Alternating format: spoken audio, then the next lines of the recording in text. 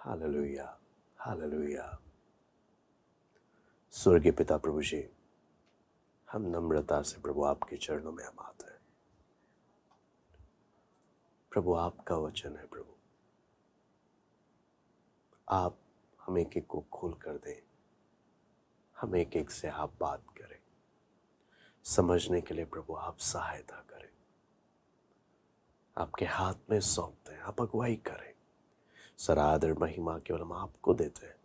प्रार्थना प्रभु यीशु मसीह के नाम से हम मांगते हैं, आमीन। हम लोग परमेश्वर के वचन से हम लोग जो फिलिपियों 3 अध्याय में हम लोग देख रहे थे, फिलिपियों 3:7 से लेकर 11 मैं पढ़ना चाहूँगा। फिलिपियों 3:7 से लेकर 11 यहाँ पे लिखा है, परंतु जो जो बातें मेरे लाभ की थीं उन्हीं को मैंने मसीह के कारण हानि समझ लिया है, वरन मैं अपने प्रभु मसीह यीशु की पहचान की उत्तमता के कारण सब बातों को हानि समझता हूँ, जिसके कारण मैंने सब वस्तुओं की हानि उठाई और उन्हें कूड़ा समझता हूँ, जिससे मैं मसीह को प्राप्त करूँ और उसमें पाया जाऊँ, ना कि अपनी उस धार्मिकता के साथ जो व्यवस्था से है, वरन उस धार्मिकता के साथ जो मसीह पर विश्वास करने के कारण है और परमेश्वर की ओर से विश्वास करने पर मिलती है, ताकि मैं उसको और उसके मृत्युंजय की सामर्थ को और उसके साथ दुखों में सहभागी होने के मर्म को जानूं और उसकी मृत्यु की समानता को प्राप्त करूं, कि मैं किसी भी रीति से मरे हुए में से जी उठने के पद तक पहुंचूं। मैं इसको दोबारा से पढ़ना चाहूँगा। फिलिपियों 3:7 से लेकर 11 हम प्रार्थना पूर्वक इस आयतों को हम पढ़ें, ताकि प्रभु हमें एक को समझने में मदद करे। परंतु जो जो बातें मेरे लाभ की थीं उन्हीं को मैंने मसीह के कारण हानि समझ लिया है, वरन मैं अपने प्रभु मसीह यीशु की पहचान की उत्तमता के कारण सब बातों को हानि समझता हूँ, जिसके कारण मैंने सब वस्तुओं की हानि उठाई और उन्हें कूड़ा समझता हूँ, जिससे मैं मसीह को प्राप्त करूँ, उसमें पाया जाऊँ, ना कि अपनी उस धार्मिकता के साथ जो व्यवस्था से है, वरन उस धार्मिकता के साथ जो मसीह पर विश्वास करने के कारण है और परमेश्वर की ओर से विश्वास करने पर मिलती है, ताकि मैं उसको और उसके मृत्युंजय की सामर्थ को और उसके साथ दुखों में सहभागी होने के मर्म को जानूं और उसकी मृत्यु की समानता को प्राप्त करूं, कि मैं किसी भी रीति से मरे हुए में से जी उठने के पद तक पहुंचूं। तो हम एक एक वचन को जब हम लोग प्रार्थना पूर्वक पढ़ते हैं, ये अगर एक एक बात को खोलने लग जाएंगे, इसमें बहुत सारी बातें हैं, लेकिन जितना संभव है समय को भी ध्यान में रखते हुए हम कोशिश करेंगे जितना हम सीख सकते हैं। तो यहाँ पर जब हम लोग साफ साफ जब हमने बीते समय में भी हमने पढ़ा, पौलुस तुलना कर रहा है या एक इवैल्यूएशन कर रहा है, पीछे मुड़कर एक अकाउंटेंट की तरह हिसाब लगा रहा है। और हमने देखा कि पौलुस हिसाब लगाते हुए क्या बोलता है, जब मैं मसीह की पहचान की उत्तमता को देखता हूं कि मसीह कौन है, हाँ, मैं जब उसकी पहचान की उत्तमता को देखता हूं तो दुनिया की सब बातें मुझे फीकी जान पड़ती है। या पौलुस ना सिर्फ फीकी, वचन देखना, पौलुस बोलता क्या है, मैं उन्हें कूड़ा समझता हूं। हम में से कितने बोलेंगे कि आप और मैं प्रभु को इतना, उसकी पहचान की उत्तमता को इतना अच्छे से हम लोग जान रहे हैं कि मुझे दुनिया की बातें कूड़ा नजर आती है। आप और मैं कितना प्रभु को जान रहे हैं, प्रभु की पहचान की उत्तमता को कितना जान रहे हैं। मैं बताता हूं, दुनिया की चीजें आज मेरी नजर में कितना मायने रखती हैं, या दुनिया की चीजें मेरी नजर में क्या है। वो बताती है मैं प्रभु यीशु को कितना जाना हूं। मैं आपको बार बार बोलूंगा, दुनिया की चीजें आपकी नजर में क्या हैं, वो बताती हैं आप प्रभु को कितना जानते हैं। आप अपने दिमाग में एक गलत फहमी बिठा सकते हैं, क्या मैं यीशु के बारे में जानता हूं, मैं इतने सालों से प्रार्थना में आता हूं, मुझे वचन सीखते हुए इतने साल हो गए, मुझे प्रार्थना में आते हुए इतने साल हो गए। हाँ, आप बहुत कुछ बोल सकते हैं। मैं बार बार बोलूंगा, आप कितने सालों से प्रार्थना में आ रहे हो ये तय नहीं करता कि आप प्रभु को कितना जानते हो। आपकी नजर में दुनिया की चीजें क्या हैं, वो तय करती है कि आप प्रभु को कितना जानते हो। मैं दोबारा से बोलता हूं, अब उदाहरण के लिए समझना आप, मैं अपने यहाँ के मुख्यमंत्री, हमारे दिल्ली के मुख्यमंत्री अरविंद केजरीवाल को मैं जानता हूं। हाँ, काफी सालों से मैं उनको जानता हूं, लेकिन आप और मैं, हम सब जानते हैं। कितना जानते हैं हम? न्यूज में जो आता है उतना जानते हैं। हम व्यक्तिगत रूप से पर्सनली हमारा उनके साथ उठना बैठना नहीं है, हमारा उनके साथ खाना पीना नहीं है, हमारे उनके साथ पर्सनल कोई बातचीत नहीं है, लेकिन हाँ, न्यूज में जितना आता है मैं उसे इतने सालों से जानता हूं। बहुत से लोग इस धोखे में रहते हैं कि हाँ, मैं प्रार्थना में क्या बोलते हैं, मैं प्रभु पर मैं इतने साल से विश्वास कर रहा हूं और इतने सालों से मैं वचन सीख रहा हूं, तो इसका अर्थ है कि मैं प्रभु को काफी समय से जानता हूं। ध्यान रखना, आपकी जानकारी प्रभु के प्रति कितनी है।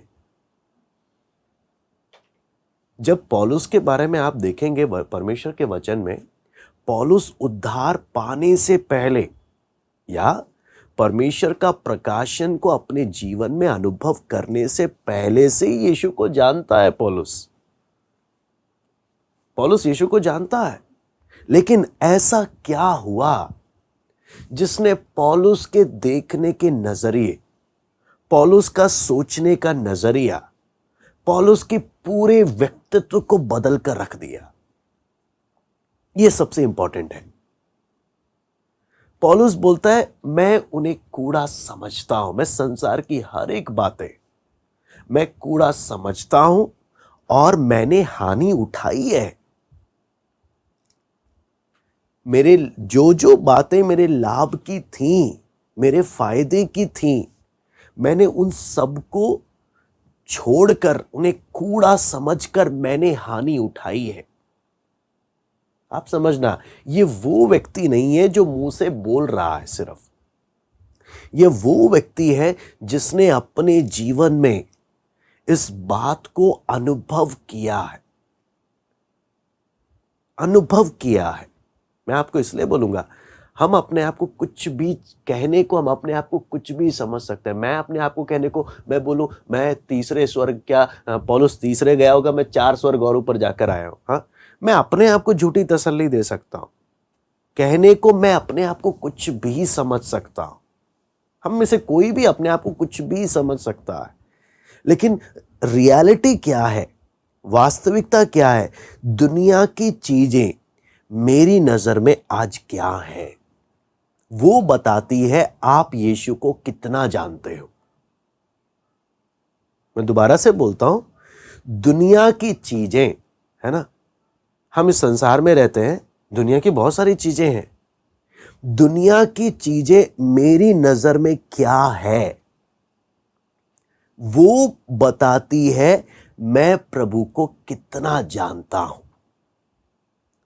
पौलुस जब वचन में जब बोलता है, तो पौलुस बोलता है मैं उन्हें कूड़ा समझता हूं। पौलुस बोलता है मैं दुनिया की चीजों को मैं कूड़ा समझता हूं। आप उस बात को समझेंगे। मैं प्रार्थना करूंगा केवल परमेश्वर का आत्मा ही हमें समझा सकता है। मैं उस तीसरे अध्याय के 7 और 8 को दोबारा से पढ़ना चाहता हूं। फिलिपियों 3 अध्याय उसका 7 और 8। केवल प्रभु हमें इस बात को समझने में मदद कर सकता है। यहाँ पे लिखा है, परंतु जो जो बातें मेरे लाभ की थी, मेरे फायदे की थी, नुकसान की नहीं, मेरे लाभ की थी, उन्हीं को मैंने मसीह के कारण हानि समझ लिया। जो फायदे की थी मेरे जीवन में, मैंने उसे समझा कि ये मेरे लिए नुकसान है। कौन इंसान बोलेगा कि जो जो मेरे फायदे की चीजें वो मेरे लिए नुकसान भी बन सकती हैं?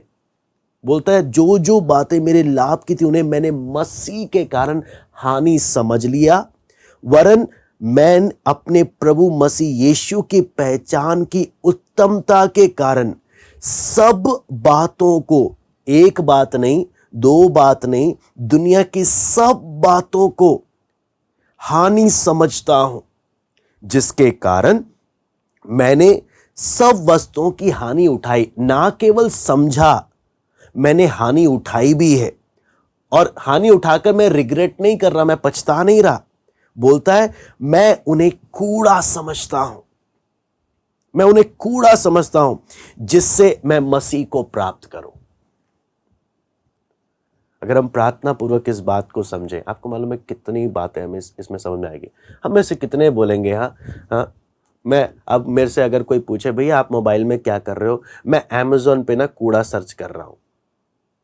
हाँ, मुझे बहुत, ये वाला कूड़ा देखो कितना अच्छा लग रहा है, ये वाला कूड़ा कितना सुंदर लग रहा है, ये वाला कूड़ा कितना अट्रैक्टिव लग रहा है, इसको ऑर्डर करता है।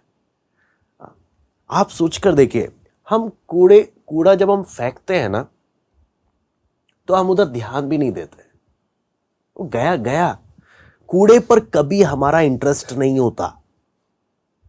मैं बार बार बोलूंगा, कूड़े पर हमारा इंटरेस्ट नहीं होता। पौलुस क्या बोलता है, जब मैं मसीह की पहचान की उत्तमता को जानता हूं, पहचानने जब मैं लगता हूं, ये संसार ये कूड़ा है। आप और मैं यीशु को उतना ही जानते हैं जितना संसार मेरी नजर में कितना मायने रखता है।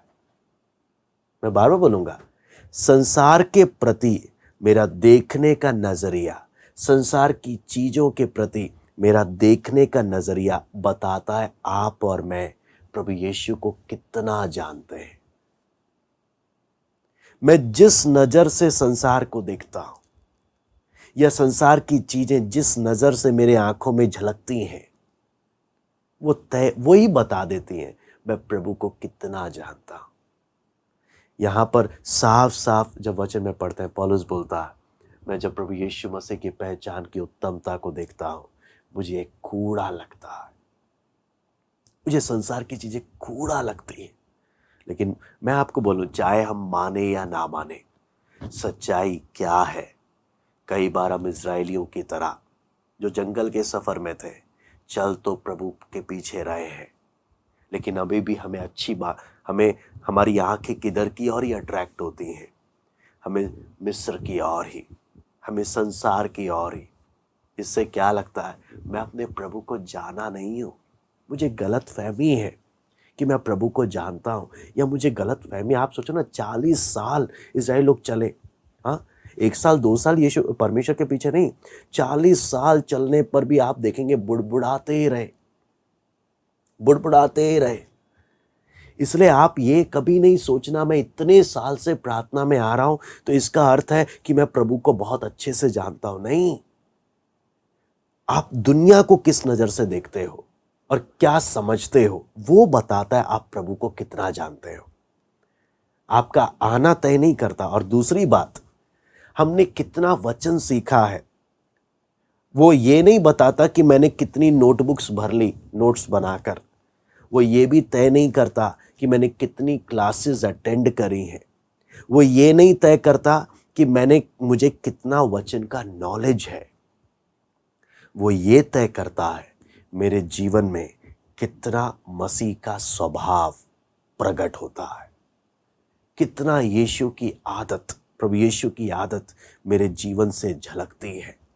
वो बताता है मैंने कितना वचन सीखा। और जिसके जीवन में यीशु का स्वभाव झलकता है ना, उस व्यक्ति को कभी बोलने की जरूरत नहीं है कि मैंने वचन सीखा। जिसके जीवन में यीशु का स्वभाव दिखता नहीं है, वो ढोल पीट सकता है, मैंने ये वचन सीखा है, मैंने ये वचन सीखा है, मैंने इतना सीखा है, मैंने उतना सीखा। यीशु का स्वभाव नजर आना चाहिए। वचन सीखने का उद्देश्य यही है। अगर प्रभु यीशु का स्वभाव नजर नहीं आ रहा, ये वचन सीखा क्या है? शैतान को भी वचन का नॉलेज है। शैतान और आप में फर्क क्या रह गया?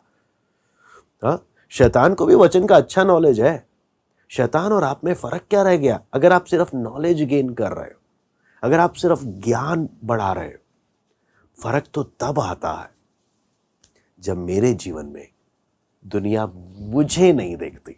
मैं आपको बोलता हूं, मेरे जीवन में जब दुनिया मुझे नहीं देखती, जब लोगों को, जब दुनिया के सामने मेरे अंदर की ये इच्छा खत्म हो जाती है कि लोग मुझे ना देखें,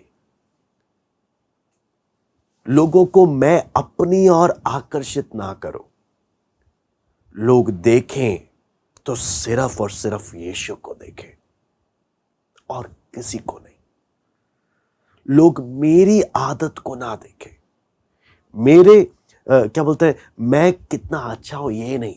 दुनिया ने अगर इस शरीर में, ये शरीर मैंने प्रभु को दे दिया, अगर इस शरीर में दुनिया ने अगर किसी को देखना है तो सिर्फ और सिर्फ जीवता प्रभु यीशु को देखना, वो मेरे अंदर का समर्पण होना। अगर यीशु नहीं दिखा रहा, मैं गलत फहमी में हूं कि मैं प्रभु को जानता हूं, मैं गलत फहमी में हूं कि मेरा आत्मिक जीवन ठीक है।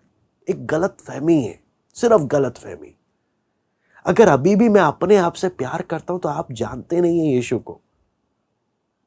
तो इसलिए सबसे बड़ी बात पौलुस बोलता है, जब मैं यीशु की पहचान की उत्तमता को देखता हूं, मुझे कूड़ा लगता है, कूड़ा। हम वचन में पढ़ते हैं, लेकिन आपको मालूम है पवित्र आत्मा ही सच में इस अनुभव में हमें ला सकता है, केवल पवित्र आत्मा। वरना हम लोगों के सामने 10 डोल पीट सकते हैं, मैं बहुत आत्मिक हूं, मैं बहुत आत्मिक हूं ना। आप 10 लोगों की 1000 कमियां गिनवा कर आप अपने आप को साबित कर सकते हो आप बहुत आत्मिक हो, नहीं। उससे वो तय नहीं करता आप और मैं कितने आत्मिक हैं, तय क्या करता? मेरा स्वभाव, मेरा देखने का नजरिया, मेरी सोच, वो तय करती है। यहां पर जब हम परमेश्वर के वचन को देखते हैं, पौलुस आपको मालूम है प्रेरितों का काम 9वां अध्याय में जब हम परमेश्वर के वचन में जब हम पढ़ते हैं, पौलुस जब प्रभु यीशु मसीह से दमिश्क में मिलता है, दमिश्क के रास्ते में, आप ध्यान रखना, और वहां पर जब वो प्रभु पर भरोसा कर प्रभु की संतान बन जाता है, तो वो समय से आप देखते हैं परमेश्वर का अनुग्रह पौलुस के जीवन में किस प्रकार से हो रहा, किस प्रकार से पौलुस के जीवन में। आपको मालूम है जब हम वचन में जब हम पढ़ते हैं, पौलुस पहले से ही यीशु को जानता है, यीशु के बारे में सुना है इसने, लेकिन जब दमिश्क के रास्ते में जब प्रभु यीशु ने इसको पकड़ा, इसका जीवन बदल गया। और जब इसने मसीह को जाना, इसको मालूम चल गया इसके सारे भले काम, इसके सारे खुद के भले काम मैले चिथड़े हैं। आपको मालूम है प्रभु पर बहुत से लोग प्रार्थना में आकर प्रभु का वचन सुनते हुए भी किस बात में लगे रहते हैं कि मैं अपने से भले काम करूंगा, मेरे अच्छे कामों के द्वारा मुझे स्वर्ग मिल जाएगा। हाँ, और आपको मालूम है आने वाले समय में एक और जो कमी है, वो क्या हम देखेंगे। वो कमी क्या है, वो बात क्या है? मैं पाप नहीं कर रहा ना, अब मैं पाप से छुटकारा पा गया ना, दैट मीन्स इसका अर्थ है मेरा आत्मिक जीवन ठीक हो गया। Very good. ये भी एक गलत फहमी है। हाँ, आप जिस परीक्षा में पहले बहुत गिरते थे, अगर आप उस परीक्षा में आप जय पाने लग गए, इसका यह अर्थ नहीं हो गया कि अब आप आत्मिक आप अपनी सिद्धता को प्राप्त कर लिए। लेकिन बहुत से लोग अपनी उसी बात में संतुष्ट हो जाते हैं कि हाँ, मसीह जीवन अब बढ़िया चल रहा, अब कोई दिक्कत नहीं है। आपको मालूम है ये सारी बीमारियां, ये सब बोलते हैं वचन में, जब हम देखते हैं ना, ये सब आत्मिक बीमारियां हैं। अगर आप जिस परीक्षा में ज्यादा गिर रहे थे अभी नहीं गिर रहे, इसका ये अर्थ नहीं है कि आप आत्मिक जीवन अब आपका ठीक हो गया। ये बोलने का अर्थ क्या है? आपने अभी नर्सरी क्लास पास करी है,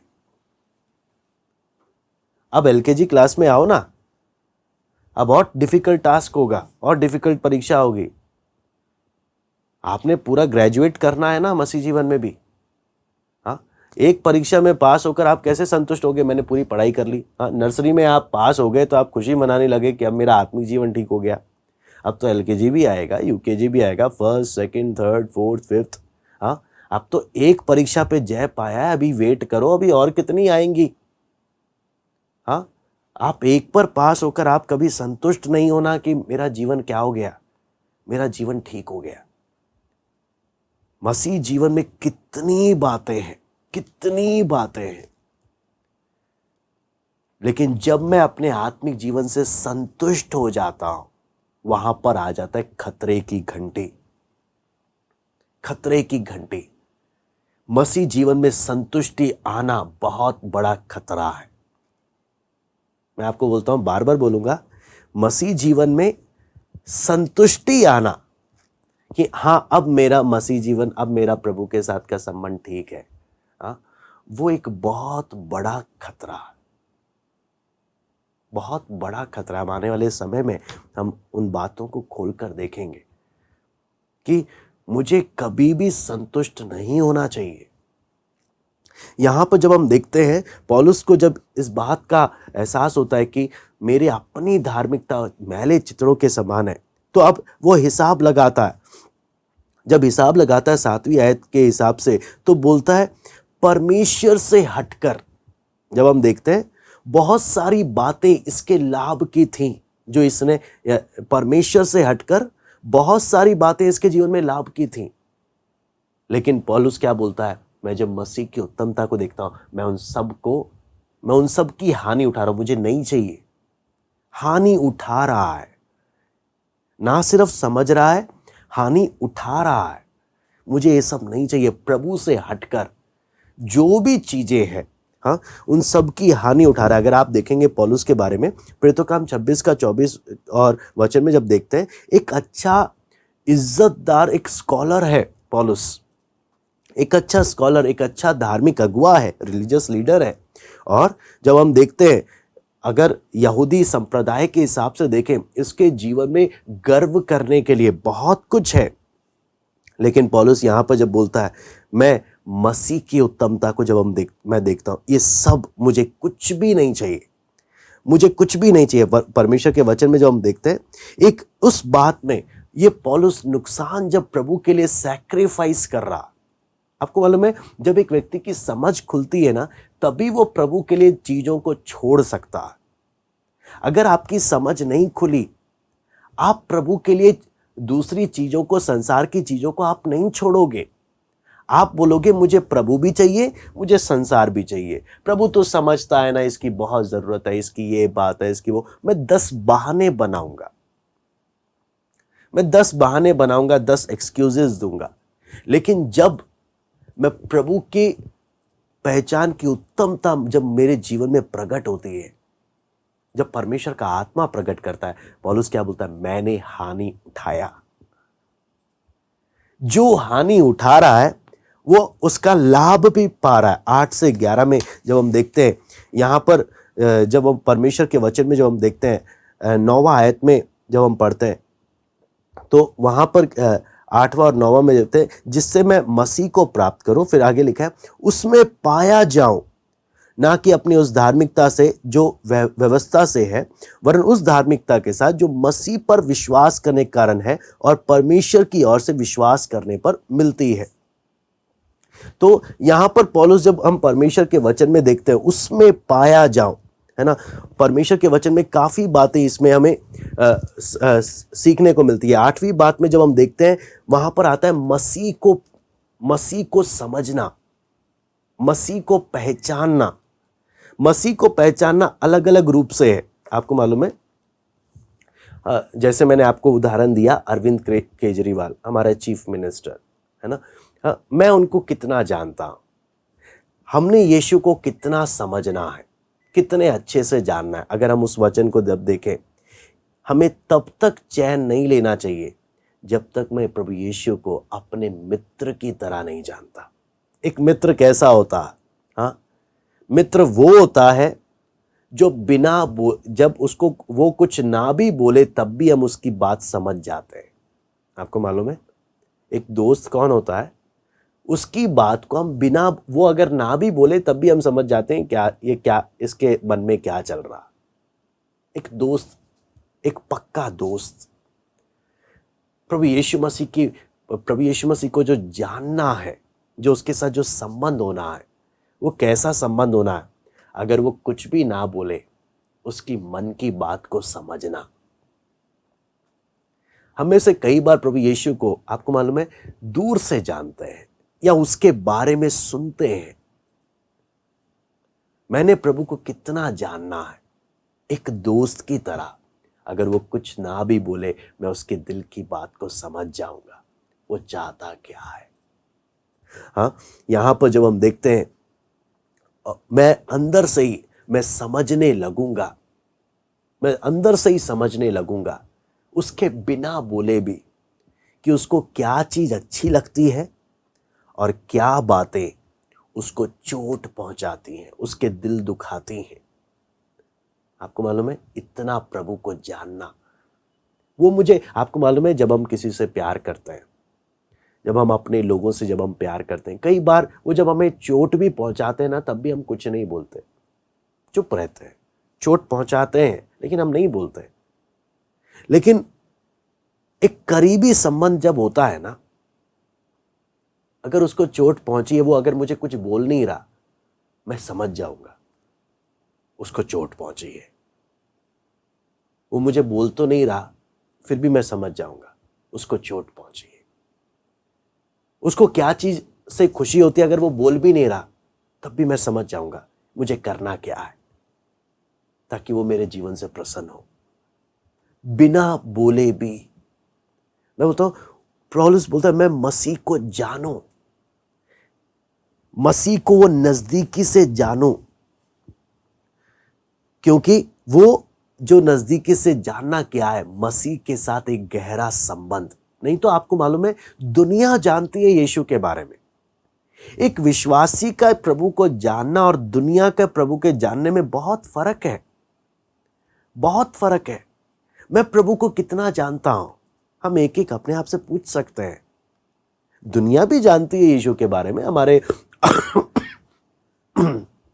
आपको मालूम है, यहां तक कितनी बार हम जब हम अपने चीफ मिनिस्टर की भी बातें जब सुनते हैं ना, तो वो बाइबल की आयतों को भी कोट करते हैं कई बार। तो वचन कहने को तो वो भी जानते हैं, यीशु को कहने को तो वो भी जानते हैं। मैं एक प्रभु का व्यक्ति हूं, मैं प्रभु एक विश्वासी हूं। मेरा प्रभु को जैसे जानना है और उनका प्रभु को जैसे जानना है, में जमीन आसमान का अंतर है। उतना फर्क होना चाहिए जितना मैं प्रभु को उस नजदीकी से जानता हूं। इसलिए हम पढ़ेंगे उसके लिए यूहन्ना 17:3, यूहन्ना 17:3।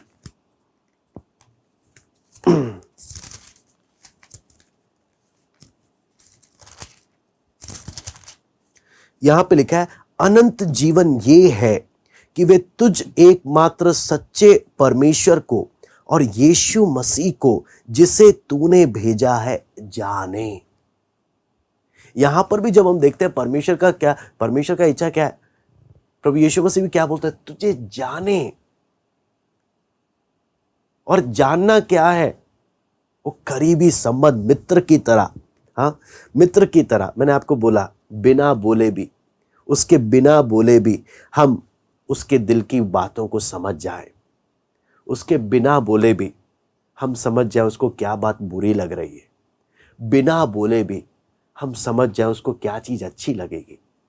हाँ, बिना बोले भी हम उसके स्वभाव को समझ जाएं। आपको मालूम है, फॉर एग्जाम्पल, कोई उदाहरण के लिए, मेरा दोस्त मुझे कहाँ मिलेगा? हाँ, अगर मैं उसके घर गया नहीं मिला तो मुझे पता है वो कहाँ पर मिलेगा, और मैं अपने आप उसने मुझे बताया नहीं कि मैं किधर जा रहा हूं, लेकिन उसकी आदत को और उसके साथ रहते रहते मुझे मालूम चल गया अगर ये घर पे नहीं है तो ये कहां पर होगा। उसी प्रकार मेरा प्रभु के साथ का संबंध ऐसा होना कि वो ना भी बोले मैं वो समझ जाऊंगा। आपको मालूम है वो वो गहरा संबंध प्रभु के साथ का, वो अनुभव कितना जरूरी है हमें के लिए, कितना जरूरी है। लेकिन हम थोड़ा सा मैं पाप में मैं गिरना बंद हो गया, हाँ, थोड़ा सा मैं परीक्षा में गिरना बंद हो गया, मैं तो समझता हूं अब मैं आत्मिक हो गया, मैं तो बहुत बड़ा आत्मिक हो गया। क्यों आत्मिक हो गया? क्योंकि मैं परीक्षा में गिर नहीं रहा। अब नहीं, आप धोखे में हैं। मैंने प्रभु के करीब आना, प्रभु के करीब आना, उस अनुभव में आना है, उस अनुभव में आना। आपको मालूम है बहुत जब हम उस वचन को जब मनन करते हैं तो अगर आप पढ़ेंगे भजन संहिता 41 का 9, भजन संहिता 41 का 9,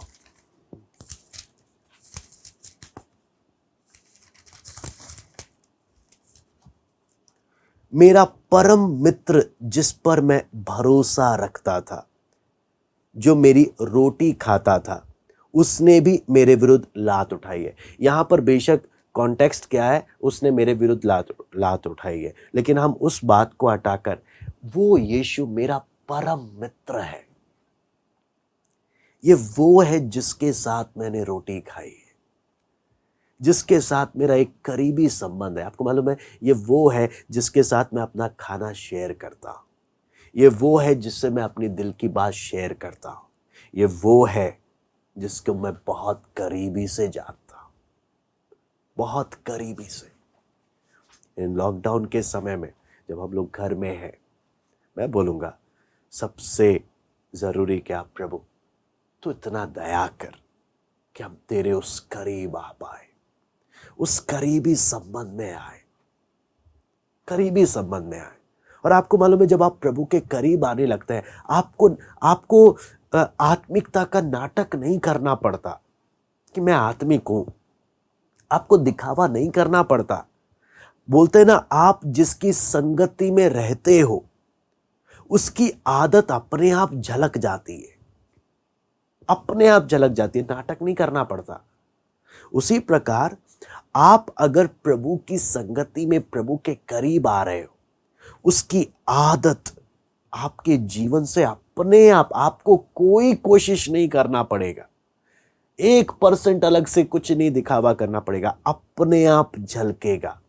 आप उसके साथ समय बिता रहे हो, उसके साथ समय बिता रहे हो, आपको बोलने की जरूरत नहीं है।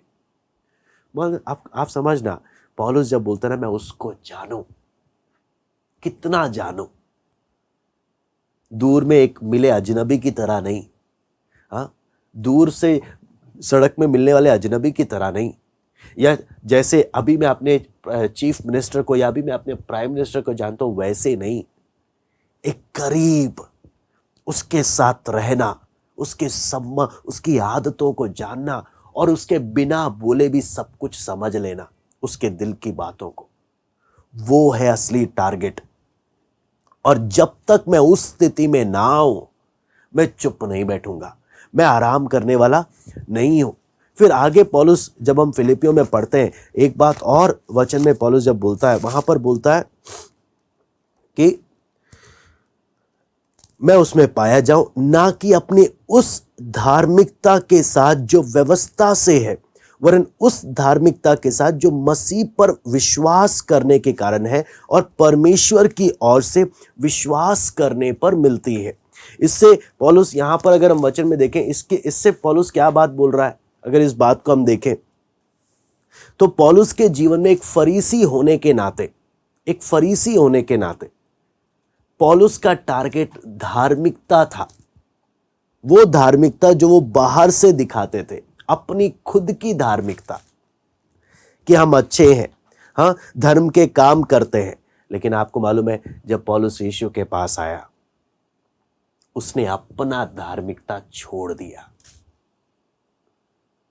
जब अपना धार्मिकता छोड़ा, है ना, जो कर्मों से है, तब वचन में हम पढ़ते हैं, हाँ, फिर अगर आप देखेंगे रोमी 4:1-8, रोमी 4:1-8, तो वहां पे हमें क्या चीज मालूम चलता है कि ये इम्प्यूटेशन है, यानी जब मैंने अपना धार्मिकता छोड़ा, मसीह का धार्मिकता मेरे ऊपर आया, मसीह के धार्मिकता को मैंने पहन लिया।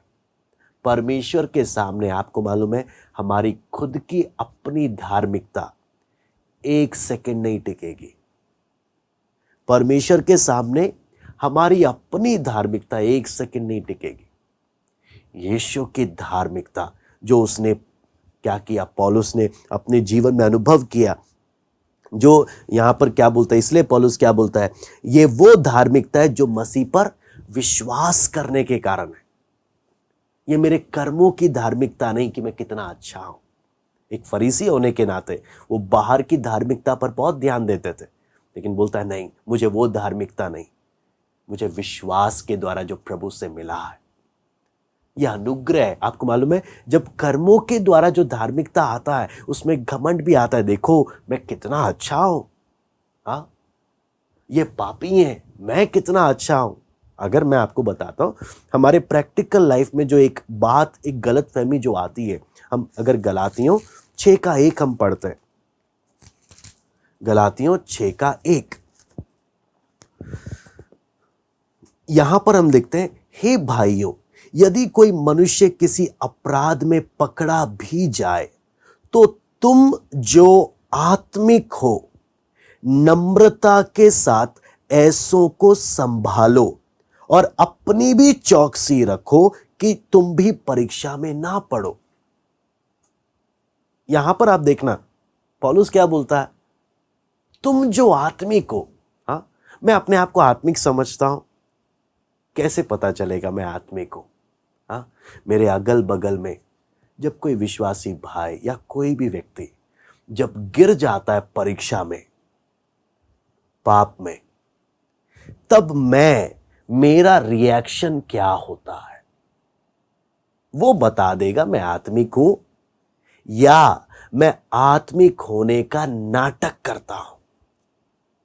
मेरी बात हम एक एक ध्यान से सुनना, ध्यान से समझना। प्रभु हमें इस बात को समझने में मदद करे ताकि हम अपने जीवन को बारीकियों से जाने।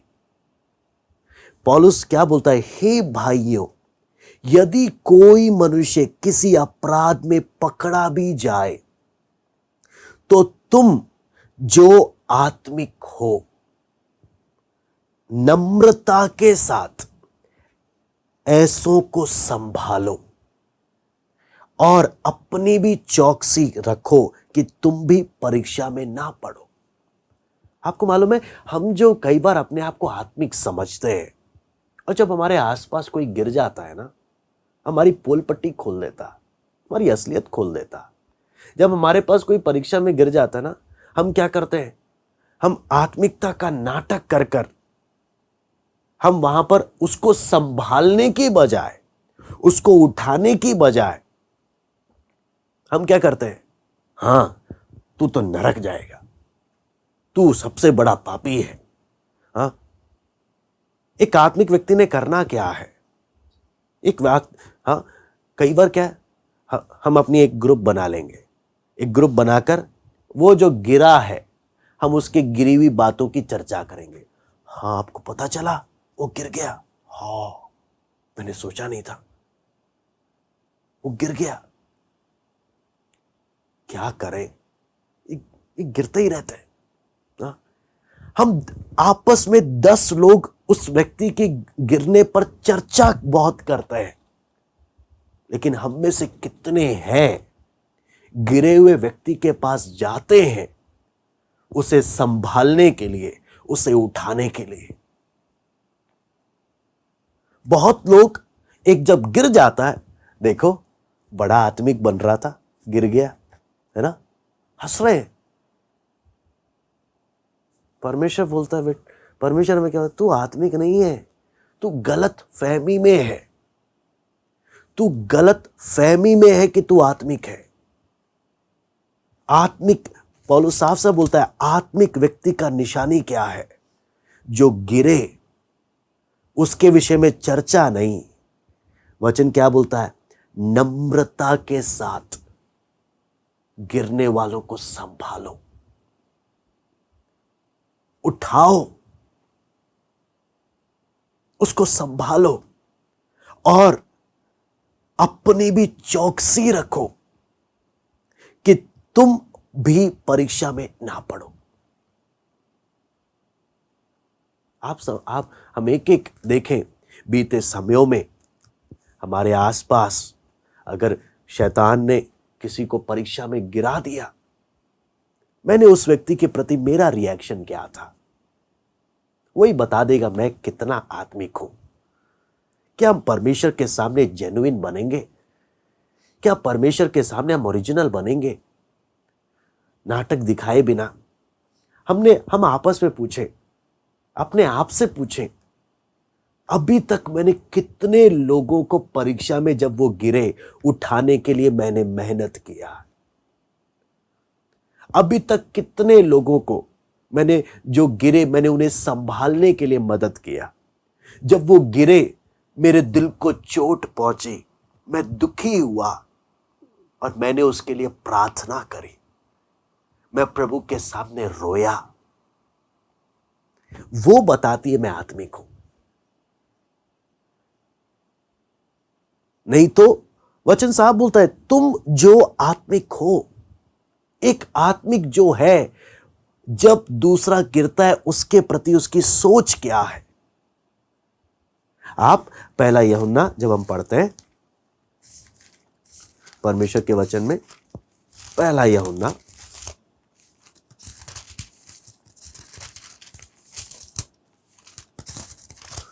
उसका दूसरा अध्याय उसका 16वां वचन जब हम पढ़ते हैं, पहला यूहन्ना दूसरा अध्याय उसका 16वां वचन, क्योंकि जो कुछ संसार में है, अर्थात शरीर की अभिलाषा, आंखों की अभिलाषा और जीविका का घमंड। यहां पर हम परमेश्वर के वचन में जब देखते हैं, शरीर की अभिलाषा, आंखों की अभिलाषा, जीविका का घमंड, अगर इन तीनों को स्पष्ट भाषा में बोले तो शरीर की अभिलाषा है ना, व्यभिचार और बहुत सारी बातें हैं। आंखों की अभिलाषा क्या है? लालच है ना, और घमंड। हम जब कई बार देखते हैं, हमारा रिएक्शन एक एक बातों के प्रति, कोई अगर व्यभिचार करे बहुत बड़ा पापी है, लेकिन कोई लालच करे, अरे चलता है, ये तो छोटा मोटा पाप है। कोई घमंड करे, ये भी चलता है। आपको मालूम है, हम कई बार परमेश्वर की कलीसिया में हमने कुछ पापों को एक्सेप्टेबल बना रखा है कि ये पाप एक्सेप्टेड है, ये पाप एक्सेप्टेड नहीं है। वचन बोलता है ये तीनों एक्सेप्टेड नहीं है, लेकिन हमने कई बार क्या किया है, ये पाप एक्सेप्टेड है, इतना चलता है, और ये एक्सेप्टेड नहीं है, ये नहीं चलता। और जब ऐसा होता है ना, हम वहां पर दिखाते हैं हम आत्मिक नहीं है। अगर डील करना है, तीनों को बराबर डील करना, तीनों को बराबर डील करना। तुम जो आत्मिक हो, तुम्हारा चाल चलन बता देता है। अगर आपको मालूम है, अगर हम प्रभु के लोग कलीसिया में हमारे आसपास जब भाई बहन गिरते हैं, अगर हम एक दूसरे को उठाने लग जाए ना, मैं बोलता हूं शैतान कलीसिया में खेल नहीं सकता। अगर हम एक एक अपने भाई बहन जो हमारे आसपास, जो प्रभु में, हमारे स्थानीय कलीसिया में परीक्षा में गिरे, हम उनको देख के दुखी हो, प्रभु के सामने रोए और उठाने के लिए मेहनत करें, उन्हें संभाले, मैं बोलता हूं शैतान खेल नहीं सकता, शैतान खेल नहीं सकता। लेकिन कई बार हमें उठाने में दिलचस्पी नहीं होती। हमें पत्थर, जैसे आपको मालूम है व्यभिचारी स्त्री, वो जब आई, उसको फरीसी लोग लेकर आए यीशु के सामने। व्यवस्था में, मूसा की व्यवस्था में लिखा है कि ऐसी स्त्री को पत्थरवाह करना है। हाँ, वचन में लिखा है, ये परमेश्वर ने ही कानून दिया है कि ऐसे स्त्री को या व्यभिचार करते हुए पाए हुए लोगों को पत्थर मारो। लिखा है, परमेश्वर नहीं बोला है, कोई गलत नहीं बोला। लेकिन जो परमेश्वर के दिल को जानता है वो क्या बोलेगा?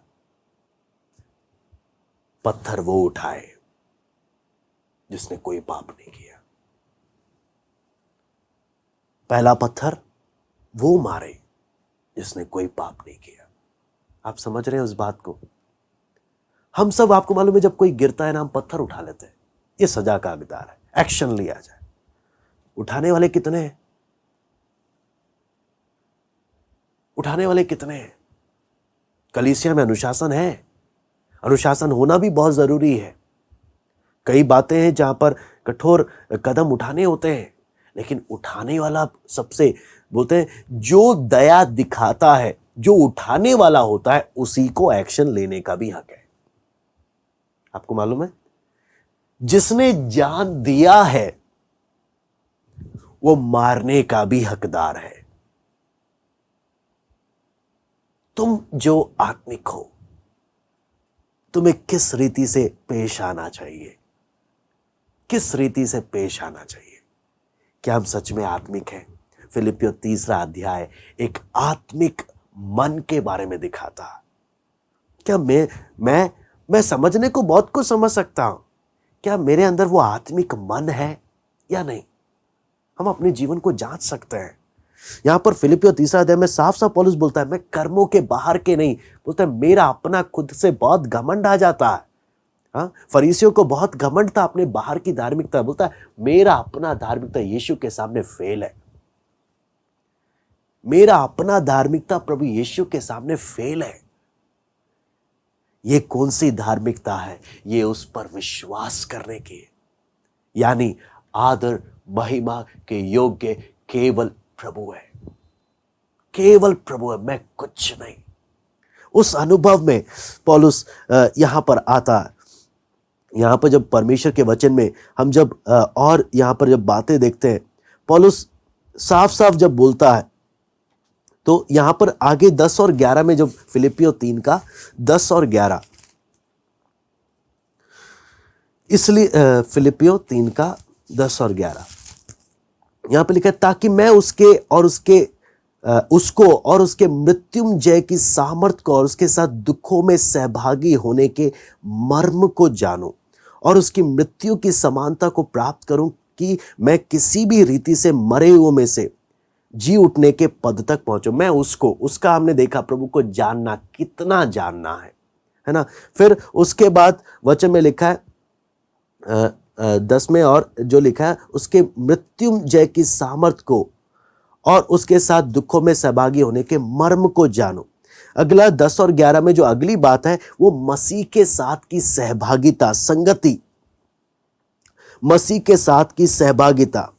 यानी जैसे हमने कल शाम को भी हमने परमेश्वर के वचन में सीखा इसके बारे में, कि किस बात को हमने परमेश्वर के वचन में हमने जो देखा, कि मृत्युंजय की सामर्थ को सिर्फ हमने अपने ज्ञान में नहीं समझना, हमने उसे अपना अनुभव बनाना। प्रभु यीशु के पुनरुत्थान की सामर्थ मेरे जीवन का अनुभव, मैं उस सामर्थ को अनुभव करता हूं। अनुभव, आपको मालूम है ये अनुभव कैसे होता है? जब हम प्रार्थना करते हैं, प्रार्थना में ज्यादा से ज्यादा समय हम बिताने लगते हैं। आपको मालूम है, एक प्रभु के दास ने बोला, अगर एक फुल बैटरी चार्ज मोटर या कुछ है जिसमें फुल चार्ज है, आप उसको देख रहे हो, बोल रहे हो चार्ज है, चार्ज है, चार्ज है, लेकिन आपको मालूम है जो फुल चार्ज मोटर या कुछ ऐसा है जिसे आप करंट को जब आप छूते हैं और वो चार्जिंग, वो करंट जब आपके शरीर में दौड़ता है, वो आपको हिला देता है, आपको हिला देता है। उसी प्रकार परमेश्वर का वचन जब हम देखते हैं, उसकी मृत्युंजय की सामर्थ को मैंने अनुभव करना, एक्सपीरियंस करना, सिर्फ पढ़ना नहीं है, सिर्फ सुनना नहीं है, मुझे उसे अनुभव करना है। और आपको मालूम है, जब अनुभव में वो बात आ जाती है, मेरे जीवन का स्तर पूरा बदल जाता है, पूरा बदल जाता है। और आपको मालूम है, जब आप और मैं, जब हम उस बात को, मसीह जीवन के उस बात को अनुभव करने लगते हैं, तो फिर क्या है, अगला बात जो आता है, उसके साथ दुखों में सहभागी होने लगते हैं। फिर प्रभु के लिए दुख उठाना मुश्किल नहीं है। हाँ, फिर एक सौभाग्य समझते हैं कि मुझे प्रभु के लिए दुख उठाने का एक मौका मिल गया, मुझे एक मौका मिल गया। एक सौभाग्य समझते हैं प्रभु के साथ दुख उठाना, फिर उसकी मृत्यु की समानता में आ जाना। उसकी मृत्यु की समानता, मृत्यु की समानता हिंदी शब्द जब हम ध्यान से देखते हैं, जैसे वो मरा, मैं पाप के लिए वैसे ही मर गया, मैं अपने लिए वैसे ही मर गया क्रूस पर। वो बात जब हम देखते हैं, आपको मालूम है, इस एक एक आयत में जब मनन करते, कितनी बातें परमेश्वर का आत्मा में खोल कर देता है, कितनी बातें जो हमें जांचने का एक मौका है। नहीं तो हम अपने आप को कहने को बहुत कुछ आत्मिक समझ सकते हैं, लेकिन आपको मालूम है, हम अपने आप को धोखा देते हैं।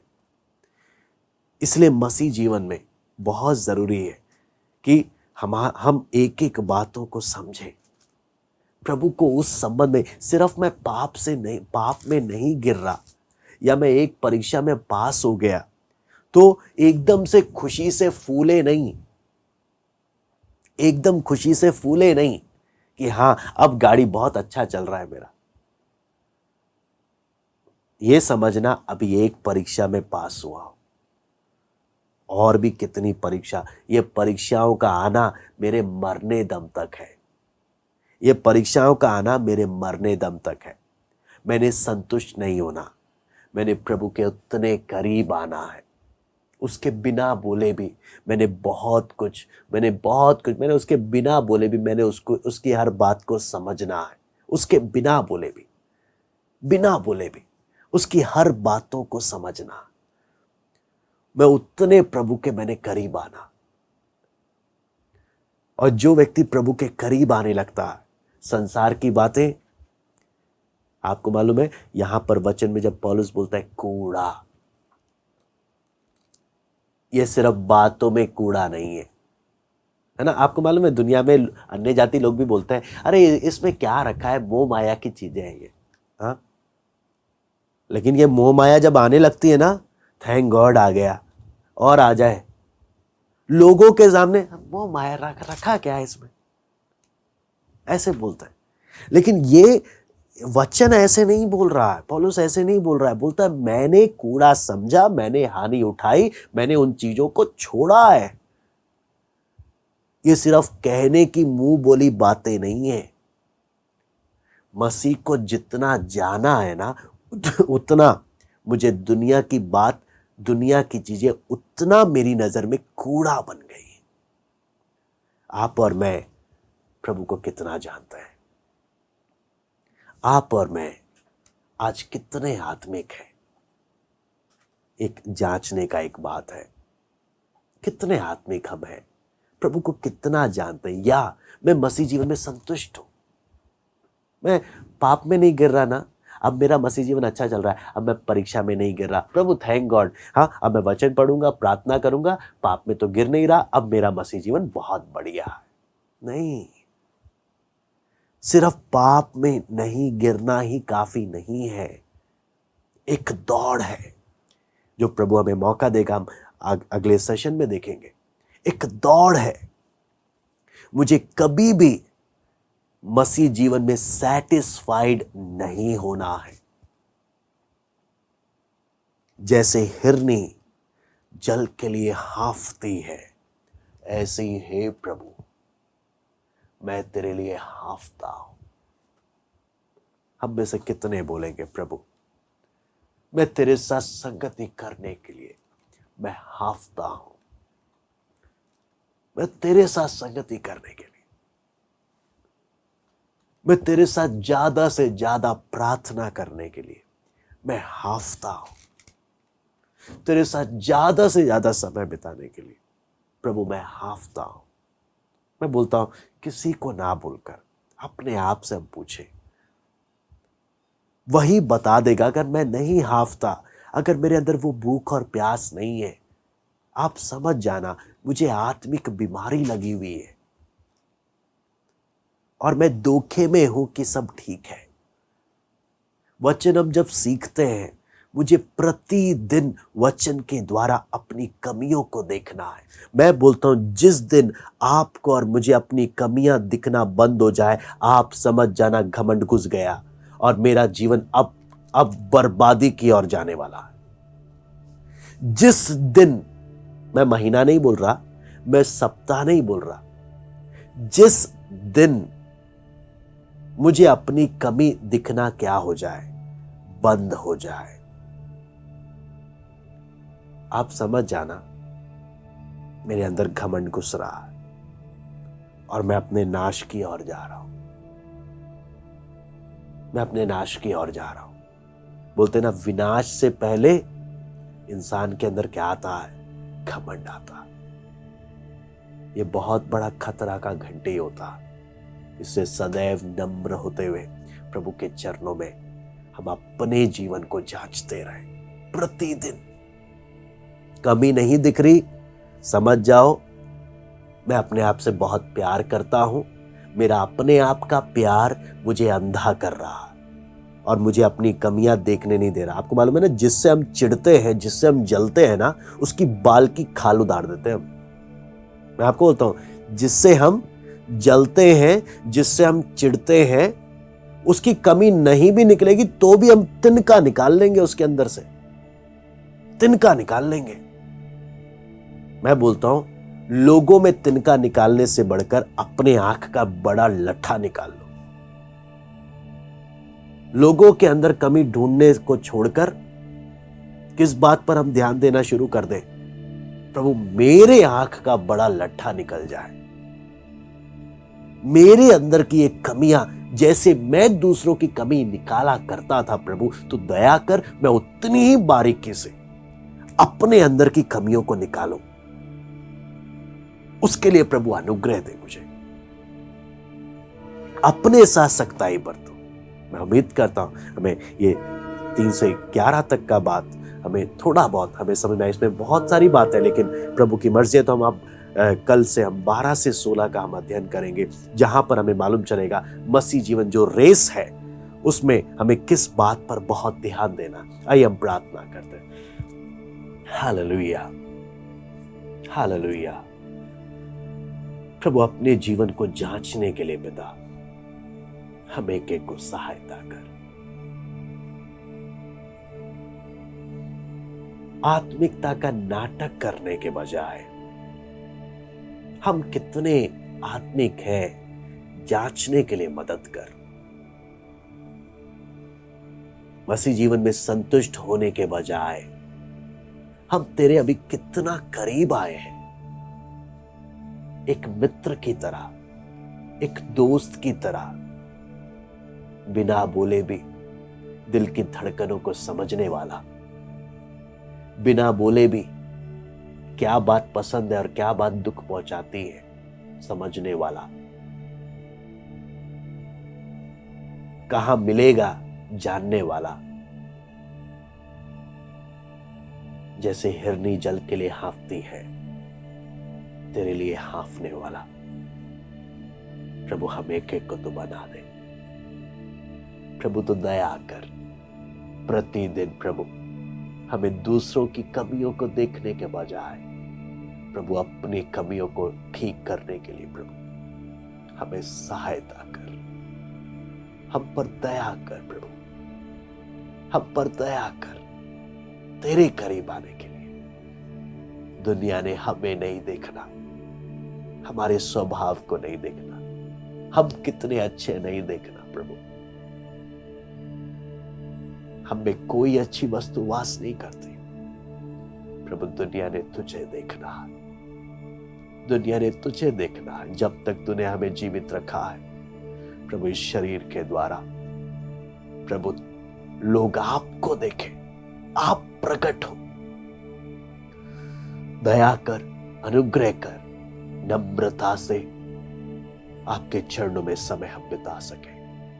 आए के सारी बातों को हम आपके हाथ में सौंपते हैं। सारा आदर महिमा केवल हम आपको देते हैं। प्रार्थना प्रभु यीशु मसीह के नाम से मांगते हैं, आमीन। सबको जय मसीह की। प्रभु आप सबको आशीष दे।